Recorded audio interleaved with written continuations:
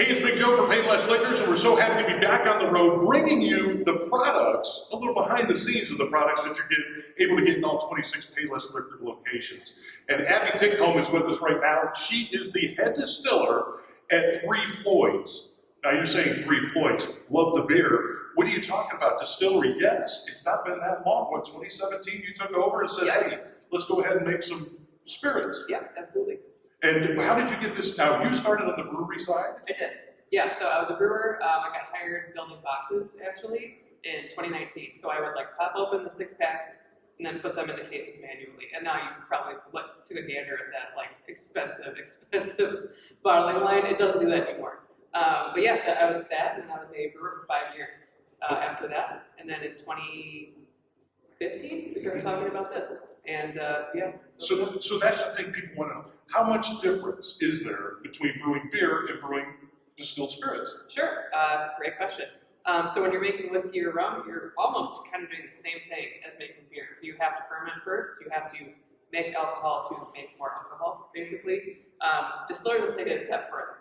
So we boil it off and we get all this really beautiful, clean, boozy alcohols. Mm-hmm. You start with, now you've got a bunch of different varieties. Now one of them is the rum. Let's just start talking about the rum. Sure. The rum. So we make all of our rum washes and our whiskey washes on our historical brew house. We make all of our beers on. So it starts over there, and everything's hard piped in. So the rum is 100% evaporated cane juice, so it's just cane sugar. It's a very fancy way of saying cane sugar. It's fermented fast and hot. It is grassy. It's got some green apple in there, a little boozy, a little bit of banana. It's great for a daiquiri. And the names are just like you would expect with the beers. You guys are out of the box when it comes to that stuff. Yep. And with the flavors too, this is a really good one. Then you obviously we need to do bourbon, or we need to do whiskeys. And so we've started with the White Dog. Yep. Yeah. So that is considered a malt whiskey. So it's about 92% of our malted barley. This is our base malt for all of our beers, most of our beers. A little bit of corn, a little bit of wheat, a little bit of malted oats. Okay, I've got something special we are going to do with this too. It is a project, so we will do that later. But we've got our own little oak barrels. It's a white oak barrels, and we're going to make our own and then to kind of add a little taste to it. So it's a little project. We'll give people homework. Yeah, love it. But now, fun. That's right. Yeah. Now, you did a lot of the work here with the Divine. Yes. Tell us about this one. Sure. So that is the exact same mash bill as the White Dog. It's just sitting in a barrel for 2 years. But heavy toast, heavy char, toasted heads, and it's absolutely delicious. It softens it up. Got a lot of marshmallow flavor, a little bit of campfire smoke, some really good malt sugary goodness. A little bit of baker's chocolate. Yeah. And I've tried every one of these, and she's exactly right. The taste profiles are something you've never had before. Now, this is one I've not had because this just became available. Yeah, brand spanking new. And that is a limited release this year, and then it'll come out again next year as well. So it did hit Indiana wide. Mm-hmm. And you guys, I think I've got our bigger shipment of that because it's special. But that is our bubblegum head whiskey. It is based off of our gumball head beer, and that is the gateway beer. I consider it the gateway beer. That was my first Floyds beer. So it's the same exact mash bill, it's kind of amped up a little bit, no hops in there, but very similar to Gumball Head. I cannot wait to try that one. Now, you don't just stop there, so you get into the gins a little bit. Yeah. And this is one of my favorite, right here, and it's Boatface London Dry Style Gin. Yes. Boatface Gin. Yes. Tell us the story about the name, first of all, and then this thing is absolutely sensational. Thank you. So most of our names really spawn from all of us. It's usually a work trip. There's about 5 or 6 of us. It's day 3, we've been drinking a lot of beer, a lot of booze, maybe we're on jet lag, and we're all just, can I swear on this? I don't care. All right, talking shit to each other and just saying the most ridiculous shit. And we kind of reference, nerd references, D&D, Game of Thrones, any gaming stuff, whatever, pop culture, history, wars. Oh, Boatface. So we came across that story. It was, I think, the Royal Navy. Anyway, it was England anyway, and they were gifting a Navy ship to this really small town. I'm sorry, I can't remember what the name of it was. It's in northern England, I believe. And there was a poll to see what the public wanted to name this ship. And there was, I think it was a write-in option. Someone wrote in Bodie McBoatface, and that got so many votes throughout the entire public that won. And the Royal Navy's like, we are not naming this very prestigious boat Bodie McBoatface, and there's such an uproar about that like, fine, we'll give you a submarine. So there is a submarine in Northern England called Bodie McBoatface, but that's where we got that. It's like England, gin, boatface.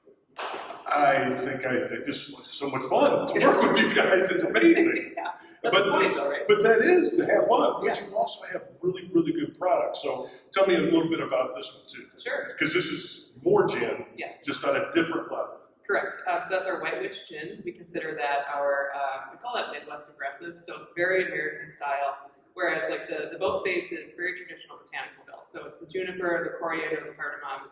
We're still 3 Floyds. We are not normal, so we turn everything up to 11, right? So it's very like, it's super flavorful. It's huge. It's bold. It's great just over an ice cube. Exactly, and that was like the goal, right? I mean, you don't have to put all of these wacky ingredients into a cocktail. It should be good enough on its own and do all the speaking for you.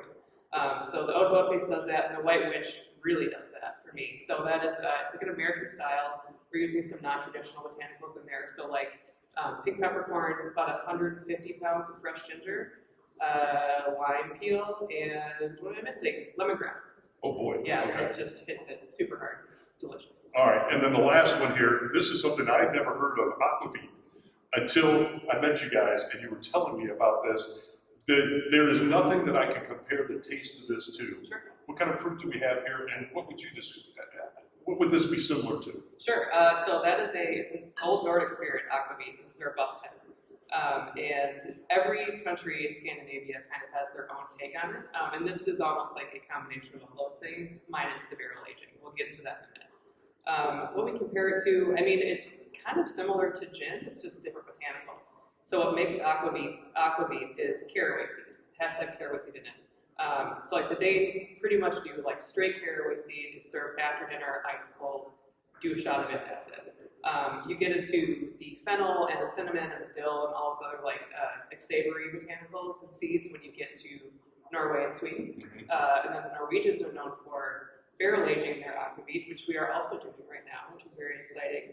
But this is a kind of a hybrid of all of that, and it's really, again, it's Midwest aggressive. You can see it's bright green. That just comes from, we're just hitting it super hard botanicals. That's from the dill for sure, and it's great in Bloody Marys. It's great in any like really classic foundational cocktail, like 3 ingredients, that's it. Well, Abby, you're knocking it out of the park. And when you go to Payless Liquors and you're looking for something specific, or you're gift giving, these things would be fantastic, number one. But I would suggest trying a bunch of these. And then again, don't forget your little homework assignment. We're going to go ahead and use the white dog and see if we can make something out of it that, you know, I don't know, we might just find something else on the show. There we go. But kudos to you. Thank This you. is absolutely fantastic. Thank you. 3 Floyds, you go to the beer section, and I know you stopped there, but look on the spirit section too, inside your Payless Liquor locations for all of these options. Pick some up, try them out. Up here in Munster, Indiana for Payless Liquors.